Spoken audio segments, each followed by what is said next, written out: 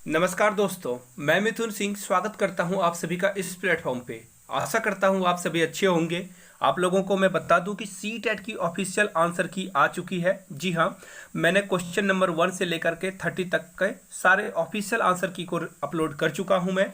Comment section में link आपको मिल जाएगा इसका, या फिर आप प्लेलिस्ट से जाके देख सकते हो। तो चलिए अब मैं मैथ्स के ऑफिशियल आंसर की आपके सामने मैच करता हूं। ये पेपर 1 का मैथ्स है, पेपर 2 वाले इसे ना मिलाएं। तो चलिए देखते हैं क्वेश्चन नंबर 1 का जो 31 का जो आंसर है वो है, निम्नलिखित क्रियाकलापों में से किससे विद्यार्थियों में त्रिविमीय विवेचन विकसित होने की सर्वाधिक संभावना है। तो इसका जो राइट आंसर होगा दोस्तों वो हो जाएगा ऑप्शन नंबर 4। आगे बढ़ते हैं क्वेश्चन नंबर 32 की ओर। बच्चों को भिन्न की संकल्पना पढ़ाने के लिए निम्नलिखित में से क्या अत्यंत उपयुक्त है। तो इसका जो राइट आंसर हो जाएगा दोस्तों वो हो जाएगा कजिकनियर छड़ें। आगे बढ़ते हैं क्वेश्चन नंबर 33 की ओर। गणित की प्रकृति के विषय में निम्नलिखित में से कौन सा कथन सत्य नहीं है। तो इसका जो राइट आंसर होगा दोस्तों वो हो जाएगा ऑप्शन नंबर 4। ये ऑफिशियल आंसर की के अकॉर्डिंग मैं मिला रहा हूं, तो आप लोग मिला सकते हैं और दोस्तों तक इसे शेयर करना है। नए हो तो चैनल को सब्सक्राइब कर लेना है। नीचे जो रेड बटन दिख रहा होगा आपको, छोटा सा बेल आइकन, वो भी दबा देना है आपको। बढ़ते हैं क्वेश्चन नंबर 34 की ओर। शुद्ध कथन को पहचानिए। तो जी हाँ, शुद्ध कथन इसका जो राइट आंसर होगा दोस्तों वो हो जाएगा ऑप्शन नंबर 1 ही। आगे बढ़ते हैं क्वेश्चन नंबर 35 की ओर। निम्नलिखित कथनों में से किसमें संख्या 3 का प्रयोग क्रम सूचक भाव में हुआ है।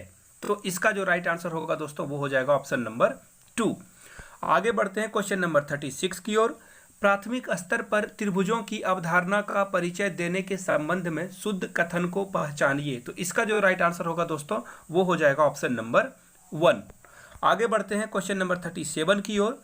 गणितीय पाठ्यक्रम के संबंध में शुद्ध कथन को पहचानिए। तो इसका जो राइट आंसर होगा दोस्तों वो हो जाएगा ऑप्शन नंबर 2। आगे बढ़ते हैं क्वेश्चन नंबर 38 की ओर। प्रथम 3 क्रमांगत संख्याओं का योग क्या है। इसका जो राइट आंसर होगा दोस्तों वो हो जाएगा ऑप्शन नंबर 3। आगे बढ़ते हैं क्वेश्चन नंबर 39 की ओर। एक विभाजक के प्रश्न में भाजक भागफल का 5 गुना और शेषफल का 2 गुना है। यदि शेषफल 5 है तो संख्या क्या है आपको बताना है। तो इसका जो राइट आंसर होगा दोस्तों वो हो जाएगा ऑप्शन नंबर 4 यानी कि 25। आगे बढ़ते हैं क्वेश्चन नंबर 40 की ओर। निम्नलिखित भिन्नों में से सबसे बड़ी और दूसरी सबसे बड़ी भिन्न कौन सी है आपको बताना है। तो इसका जो राइट आंसर होगा दोस्तों वो हो जाएगा ऑप्शन नंबर 2। आगे बढ़ते हैं 41 की ओर। एक वर्ग के रूप में तार 144 सेंटीमीटर स्क्वायर का क्षेत्रफल घेरती है। यदि इसी तार को एक आयत के रूप में मोड़ा जाए जिसकी लंबाई 16 सेंटीमीटर है तो इसका कितना क्षेत्रफल घेरा जाएगा। तो बिल्कुल इसका जो राइट आंसर होगा दोस्तों 41 का वो जाएगा 4 के साथ यानी कि 128। आगे बढ़ते हैं 1 सेंटीमीटर इंटू 1 सेंटीमीटर वाले 48 छोटे वर्गों के कुल कितने प्रकार से व्यवस्थित किया जा सकता है कि परिमाणिक क्षेत्रफल 48 सेंटीमीटर स्क्वायर हो। तो इसका जो राइट आंसर होगा दोस्तों वो होगा ऑप्शन नंबर 4 यानी कि 5। आगे बढ़ते हैं क्वेश्चन नंबर 43 की ओर। विद्यालय की सभा में एक कक्षा के विद्यार्थी एक पंक्ति में खड़े हैं। दोनों सिरों से रूही का 19वां स्थान है। तो उस कक्षा में कुल कितने छात्र उपस्थित हैं। तो इसका जो राइट आंसर होगा दोस्तों वो हो जाएगा ऑप्शन नंबर 3 यानी कि 37 छात्र खड़े हैं। आगे बढ़ते हैं क्वेश्चन नंबर 44 की ओर। अस्मिता विद्यालय की गोष्ठी में 8:30 बजे सुबह से 15 मिनट पहले पहुंची। वह अपने सहकर्मी से आधा घंटा पहले पहुंची जो कि गोष्ठी के लिए 40 मिनट देर से पहुंचा। तो गोष्ठी का निर्धारित समय क्या था। तो इसका जो राइट आंसर होगा दोस्तों वो हो जाएगा ऑप्शन नंबर 1। आगे बढ़ते हैं क्वेश्चन नंबर 45 की ओर। विभिन्न स्टेशनरी लेखन सामग्रियों वस्तुओं की दरें जो है नीचे दी गई है और आपको बताना था कि सोहन ने 1 packet crayon, 2 pencil, 2 packet sketch pen, 1 कैंची, चमकीले कागज की 5 सीटें और 1 पैकेट सजावटी स्टिकर खरीदते हैं तो उसको कितना भुगतान करना होगा। तो इसका जो राइट आंसर होगा दोस्तों 45 का 4 यानी कि 100 रुपये और 50 पैसा, यानी कि इसका जो राइट आंसर होगा वो हो जाएगा ऑप्शन नंबर 4। बढ़ते हैं क्वेश्चन नंबर 46 की ओर। एक संख्या 100 के आधे से अधिक है। यह 6 दहाई से अधिक और 6 दहाई से कम है। इसके अंकों का गुणन का जो योग है वो 9 है। इसका दहाई अंक इकाई अंक का 2 गुना है। तो संख्या आपको बताना था। तो इसका जो राइट आंसर होगा वो हो जाएगा ऑप्शन नंबर 3 यानी कि 63 इसका राइट आंसर होगा।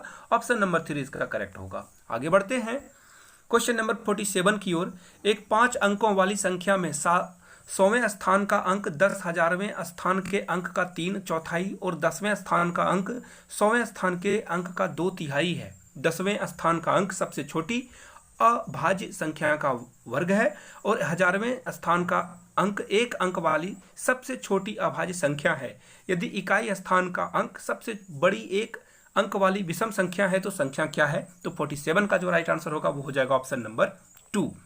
बढ़ते हैं क्वेश्चन नंबर 48 की ओर। एक रेलगाड़ी पटना से 30 मई 2020 को 23:40 घंटे पर चलती है और मुंबई 1 जून 2020 को 5:15 पर पहुंचती है। तो रेलगाड़ी की यात्रा का कुल समय कितना है? तो इसका जो राइट आंसर होगा हो जाएगा ऑप्शन नंबर 3। आगे बढ़ते हैं क्वेश्चन नंबर 49 की ओर। 16 लीटर धारिता वाले एक बाल्टी पूर्ण रूप से पानी से भरी हुई है। बाल्टी के इस पानी को छोटे छोटे बर्तनों में भरा जाना है। बाल्टी में भरे समस्त पानी का एक मग द्वारा 50 पूर्णतः भरकर छोटे छोटे बर्तनों में स्थानांतरित किया जाता है। तो मग की धारिता क्या है? तो आपको बताना था। इसका जो राइट आंसर होगा दोस्तों 49 का वो होगा 1 नंबर। आगे बढ़ते हैं। 17,863 पाने के लिए 8,800, 8,088 और 8,808 को योग में क्या घटाना होगा? तो इसका जो राइट आंसर होगा दोस्तों वो होगा ऑप्शन नंबर 4। आगे बढ़ते हैं। 51 का जो आंसर होगा वो होगा आपका 51 का जो राइट आंसर होगा दोस्तों वो होगा 1 नंबर। आगे बढ़ते हैं 52 की ओर। 52 का जो राइट आंसर है दोस्तों वो है ऑप्शन नंबर 4 यानी कि 15 किलोमीटर। आगे बढ़ते हैं 53 की ओर। गणित के कक्षा कक्ष में अध्यापक निम्नलिखित में से कुछ प्रश्न प्रस्तुत करता है। तो इसका राइट आंसर क्या है? ये है। यहाँ बढ़ते हैं, यहाँ पे आप आसान से समझ पाओगे 1 नंबर।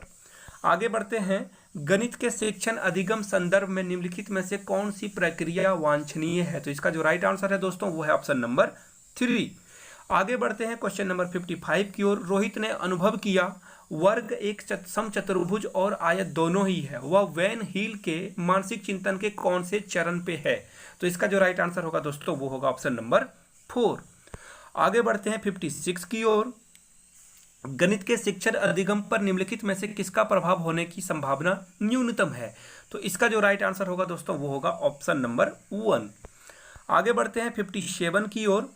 गणित के शिक्षण अधिगम के विषय में निम्नलिखित में से कौन सा कथन सत्य नहीं है? तो इसका राइट आंसर होगा ऑप्शन नंबर 3। आगे बढ़ते हैं क्वेश्चन नंबर 58 की ओर। किन्हीं दो पूर्ण संख्याओं का योग एक पूर्ण संख्या होता है। पूर्ण संख्याओं के इस गुण को किस प्रकार से उल्लेखित किया जा सकता है? तो इसका जो राइट आंसर होगा 2 नंबर होगा। आगे बढ़ते हैं क्वेश्चन नंबर 59 की ओर।